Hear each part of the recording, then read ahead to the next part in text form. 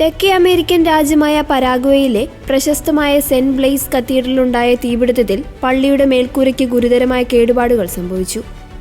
ഇടവക മധ്യസ്ഥനായ വിശുദ്ധ ബ്ലെയ്സിന്റെ തിരുസ്വരൂപം ആളിപ്പടരുന്ന തീപിടുത്തത്തിനിടയിൽ നിന്നും സാഹസികമായാണ് ദേവാലയത്തിൽ നിന്നും വിശ്വാസികൾ പുറത്തെത്തിച്ചത്.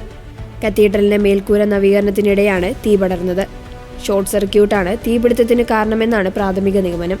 പള്ളിയുടെ പ്രധാന മേൽക്കൂരയിൽ നിന്ന് ഉയർന്ന പുകപടലങ്ങൾ കിലോമീറ്ററോളം അകലേക്ക് ദൃശ്യമായിരുന്നു.